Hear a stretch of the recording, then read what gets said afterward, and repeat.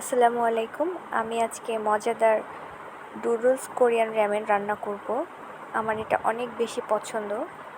Office থেকে আসার পথে কিনে নিয়ে এসেছিলাম। প্যাকেটটা খুললাম বাসায় এসে।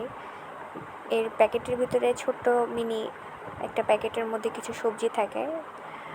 আর এদিকে আমি চিলি সস বানানোর জন্য কিছু শুকনো মরিচ সেদ্ধ করে নিয়েছি। সেখানে সামান্য কিছু লবণ, চিনি দিয়ে আমি এটা ভালো মতো ব্লেন্ডারে ব্লেন্ড করে নিব। চিলি সস আমার বাসায় শেষ হয়ে গিয়েছে, তো ভাবলাম যে র‍্যামেন বানানোর জন্য এটা লাগবে, একটু ঝটফট তৈরি করে নিই। ব্লেন্ডারে ব্লেন্ড করার পরে আমি এটা চুলায় সামান্য পরিমাণ কর্নফ্লাওয়ার দিয়ে ভিনেগার, টমেটো সস দিয়ে জাল করে নেব। ভিনেগারটি স্কিপ করেছি, এখানে দেখানো হয়নি। এটা ভালো করে বলক উঠলে একটু আঠালো ঘন হয়ে আসবে, খুব বেশি ঘন করা যাবে না। আর চিনির পরিমাণটা এক একজনের স্বাদ অনুযায়ী, কেউ কম খায় বা কেউ বেশি মিষ্টি। আমি এখানে ঠিক মতো আমার স্বাদ অনুযায়ী আর কি রেখেছিলাম। অনেক টেস্ট হয়েছিল। আমি বেশি করে একটু করে রাখছিলাম যাতে পরবর্তীতে খাওয়া যায়। এখানে ভালো করে জাল করে নিব। আমার এর মধ্যে কিছু গার্লিক কুচিও দিয়েছিলাম, এটা ভিডিওতে নেওয়া হয়নি। আমার চিলি সস রেডি। এটা খেতে আসলেই অনেক টেস্টি ছিল। যাই হোক, এটা আমি প্রথমবার বানিয়েছি, এর আগে বানাইনি কখনো। প্রথমবারেই এত টেস্ট আমার খুব ভালো লাগছে।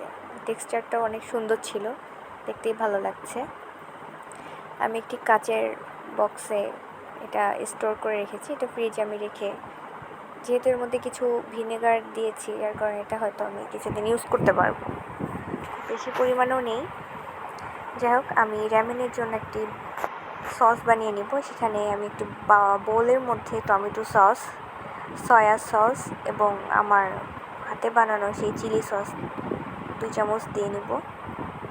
এবং নুডলসের প্যাকেটের মধ্যেই যে মশলাটা থাকে, আমি এর মধ্যে কিছু মশলাটাও দিয়ে নিব। এটা ভালো করে আমি মিক্সড করে নিব।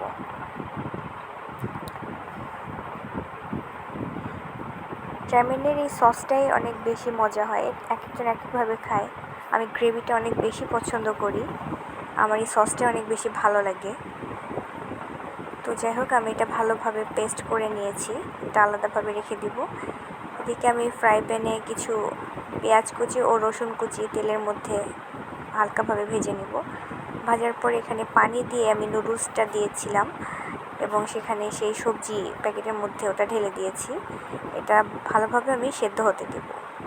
সেদ্ধ হওয়ার পরে আমি এখানে আমার বানানো সেই সসটি ঢেলে দিব। এটা আসলে ভিডিওতে নেওয়া হয়নি, স্কিপ করে গেছি।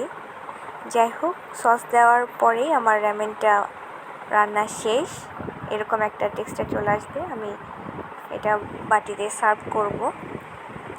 আর আমি এর মধ্যে ডিম ইউজ করিনি, আমি আলাদাভাবে ডিম পোচ করে নিয়েছি আমার এবং আমার হাজব্যান্ডের জন্য। এটা দেখতে যেমন ইয়াম্মি ছিল, খেতে অসাধারণ ছিল। আমার হাজব্যান্ড তো প্রায় 4 ভাগের 3 ভাগই খেয়ে ফেলেছে, ও এত পছন্দ করছে। আমারও অনেক বেশি ভালো লাগছে, আমার খুব ভালো লাগছে।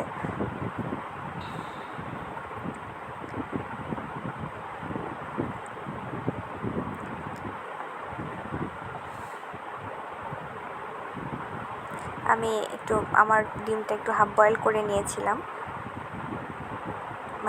এই ডিম দিয়ে র‍্যামেনটা খেতে যে কী পরিমাণে ইয়াম্মি হয়েছিল, আপনারা অবশ্যই বাসায় ট্রাই করবেন। এবং আমি নেক্সট টাইমে আবার হয়তো বানিয়ে খাবো। আমার অনেক বেশি পছন্দ হয়েছিল, আজকে এত বেশি ইয়াম্মি ছিল। আপনারা সবাই ভালো থাকবেন, ধন্যবাদ।